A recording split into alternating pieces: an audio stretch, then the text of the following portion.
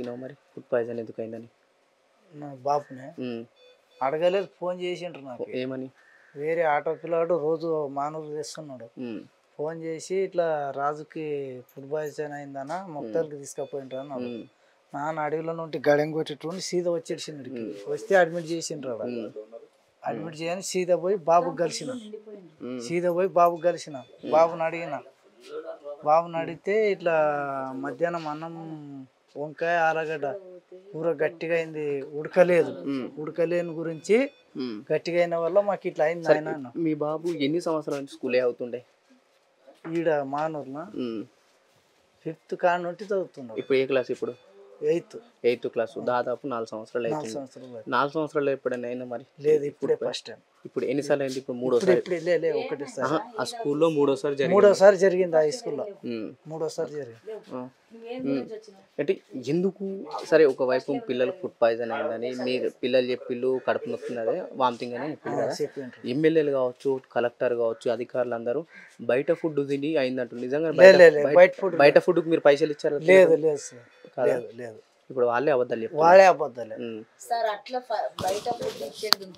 బయట ఫుడ్ ఇచ్చేది ఉంటే మేము డైలీ పిల్లలు మా దగ్గర చదువుకున్నారు. మేము 10 కాదు 50 కూడా ఇచ్చి పిల్లలు తిన్నారు. కావాలి కదా, ఇంటికాడ ఉంటే కూడా కావాలి కదా. స్కూల్ దగ్గరనే ఎందుకు అవుతుంది? కేర్లెస్ తీసుకునేది వాళ్ళు, మెయిన్ వాళ్ళు. అదే 10 రూపాయలు ఇస్తే తింటే ఫుడ్ పాయిజన్ అవుతుంది అనేది తప్పు. ఏమో ఒక్కరికి అయిందంటే అది ఇన్ఫెక్షన్ ఏమో ఉంటది అన్నట్ల, అది వేరే వేయడం. మీది ఎవరు? మక్తలే కదా? మక్తలే. ఇప్పుడు మీ మక్తలు ఎమ్మెల్యేనే, మీరు గెలిపించుకున్న ఎమ్మెల్యే, మరి అంతగానో అబద్ధం ఎందుకు చెప్తుంటారు? మాకు తెలియదు కదా, మేము న్యూస్ చూసినాం, ఇప్పుడే చూసినాం కదా. మీరు కూడా వీడియో చూసి చూపెడతారు. అదే నేనేమంటున్నా, మాకు తెలియదు కదా. పిల్లలు మొత్తం ఏమని చెప్పిండ్రు, తిన్న నుంచే ఇదైంది. మేము బయట నుంచి ఏ ఫుడ్ తినలేదని ఇదే మాట పిల్లలు అన్నారు, కానీ బయట ఫుడ్ మాత్రం ఏది చెప్పలేదు. అంతే. బయట ఫుడ్ అయితే ఏం లేదు. ఏముంటే హాస్టల్లోనే తిన్నారు. ఏమంటే వంకాయలు మెయిన్.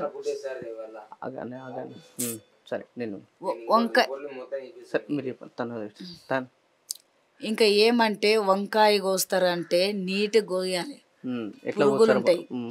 మాట అంటున్నా సార్. నేనేమో అందులో ఇది చేయను. పిల్లలు ఫుడ్ అయితే తింటారు మధ్యాహ్నం. ఇప్పుడు లోకల్ వాళ్ళే చేసిండ్రట వంట. నిన్న చేసిన వాళ్ళేమో హాస్టల్ అక్కోళ్ళు వంట చేసిండ్రు. నిన్న చేసిన కాడికైతే నిన్న కూడా పోయినా పిల్లగాంతోన. నిన్న బాగున్నాడు. ఆ ఊరు సర్పంచే ఫస్ట్ తిన్న తర్వాతనే పిల్లలు తిన్నారు. నిన్న ఏం కాలేదు. ఇప్పుడు అది మనుగురు గురుకుల పాఠశాల 3వసారి.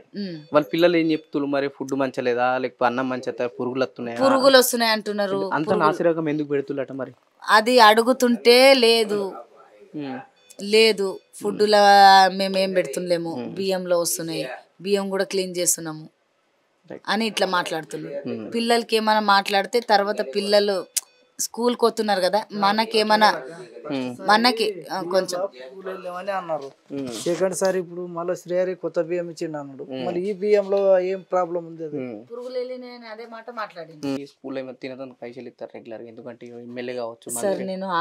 నేను ఉన్నది హైదరాబాద్లో ఉంటాను. నేను ఇక్కడ లోకల్ అయినా నేను హైదరాబాద్లో ఉంటా. నా ప్రాబ్లం నాకున్నాయి. నా పిల్లల్ని పెట్టుకొని నాకు 3 పిల్లలు. ఈయన పెద్ద, ఈడ 6th క్లాస్ చదువుతున్నాడు. ఈయనకేమైందంటే ఫుడ్ పాయిజన్ అయిందని నాకు తెలియదు. నేను ఉదయం మార్నింగ్ పోయి నేను మాట్లాడిచ్చే నేను బయలుదేరినప్పటి నుంచి ఏమైంది రా అనికేసి అంటే, అమ్మ నాకు ఇట్లా అవుతుంది, వామిట్ అయింది, నెత్తి తిరుగుతుంది. ఫోన్ చేసిండు. ఎవరు సారోళ్ళు ఎవరు నాకు ఫోన్ చేయలే, వార్డ్ నంబర్ ఎవరు నాకు ఫోన్ చేయలేదు. వేరే మీ అసెంట్ వాళ్ళ ఫోన్ తీసుకొని నాకు ఫోన్ చేసిండు.